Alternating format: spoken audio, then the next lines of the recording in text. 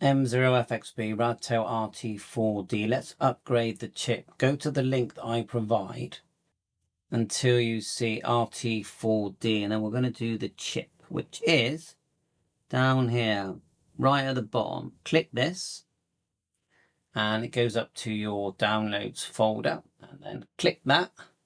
Now we've got our Bofun cable connected to the radio just here. I know my COM number because I went right click, device manager, and then the COM was just scroll down ports, and I'm COM 3, and I'm just going to make sure it's 115200 properties, right click properties, port, and there it is there, 115200. Okay, oops. And so let's just close that. So now we're going to double click and run in the tool, and we get this new window open up. You saw the little file there in the background, and go just click, keep clicking, double click that window, run, and you get this update program. Now it's a bit different than updating your usual stuff.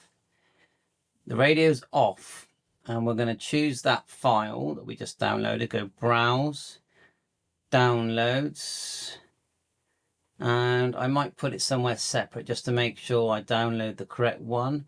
So I'll drag it. I'll go to the download and see it here. Go back. Let's see this FM 108 thing bin. I'm going to put it somewhere where I know I can find it. So I've created a new folder by going right click, new folder, and then I'm going to extract it to it. I've called it chip DMR. You call it what you like, desktop, then go to chip DMR, boom, and then click OK. So I know where it is now. I've got this thing here. I'm not sure if that affects anything, soon find out. So back to running the software. So we're going to go browse, find it, desktop, and I put it in the chip DMR. Oh, not showing a bin. Let me just find it again. Okay, keep trying, never give up. Browse, ABC, chip, desktop, chip DMR, I put it in. It is here. There it is, and there's the bin. So now I've got the COM selected, and it's 115200. So now to put it in, apparently you just turn on, let me make sure you can see the radio. You can, whilst holding this button here. So keep an eye on the screen. And has anything happened? So what does it say? The update DMR chip, please wait. Well, it's saying that I'm going to be patient. Do we have to click burn?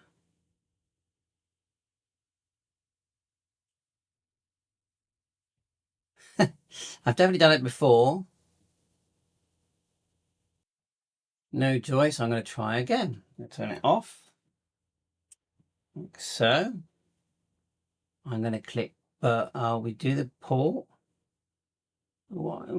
It's not working, is it? I'm going to try again. We're going to go browse. There's the bin. 115 baud rate, COM 3. You click burn and then hold the menu and turn on. Aha! We have success. So that's the chip done, and then I'm going to do the firmware next. Let's let that do its thing. It's quite a big file, isn't it? So I don't know, according to, if you look at Radtel's thing, it fixes problems. Where is it? Let's see if I can find there what they say. They say fix the problem of incorrect promiscuous fields in CPS. Oh, that's the latest CPS. I will download that. See that one there, look? Ending 530, so we got that. Including channel ID files. Okay, great. I will run that. And back to what I was telling you. Fix issues related to abnormal digital chip set.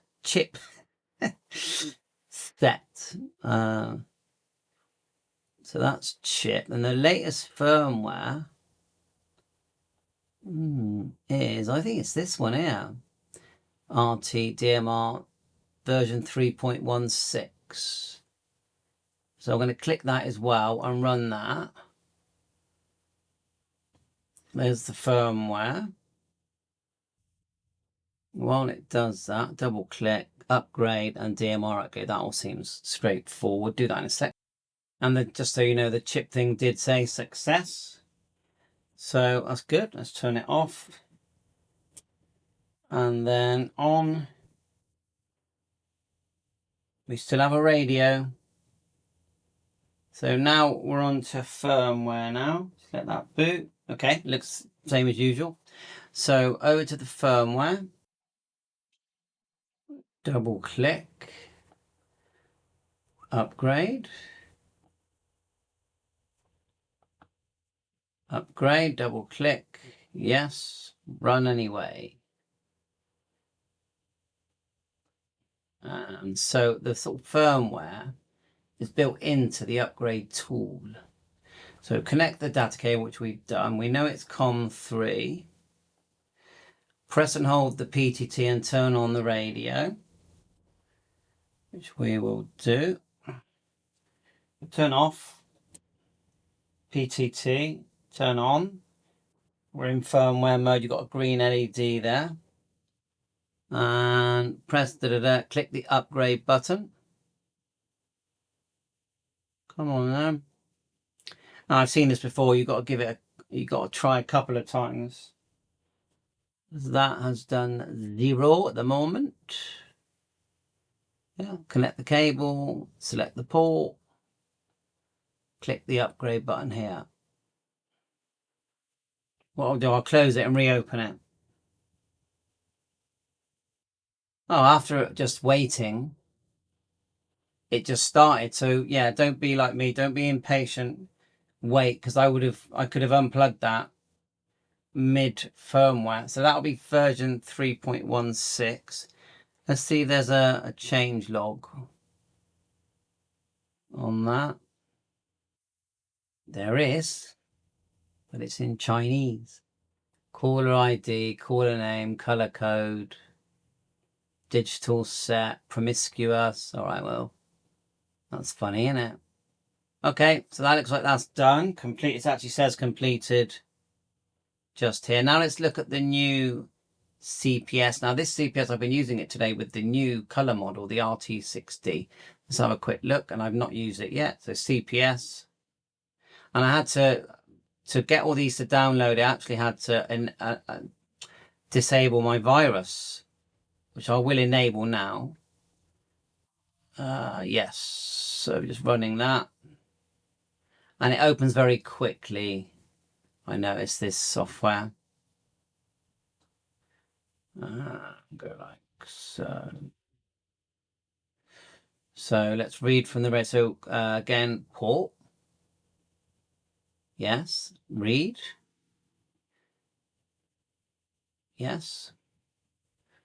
That's reading nice.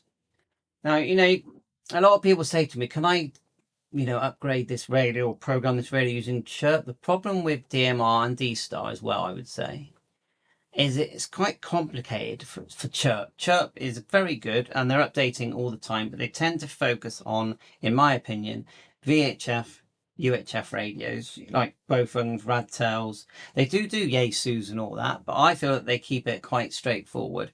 DMR, the problem is you've got talk groups, color codes, time slots, you have to add contacts.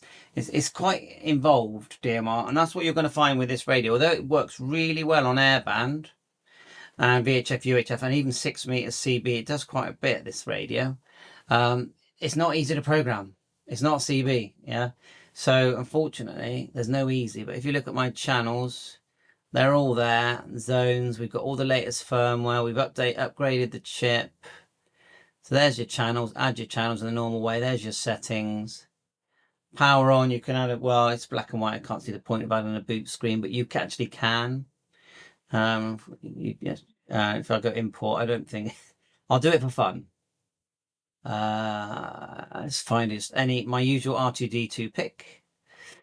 No, it's not even going to accept it. Look. Well, actually, no, it has accepted it. Ooh, let's go right. That was quick. Is it there? Turn it off and on. I'm happy because I've upgraded everything.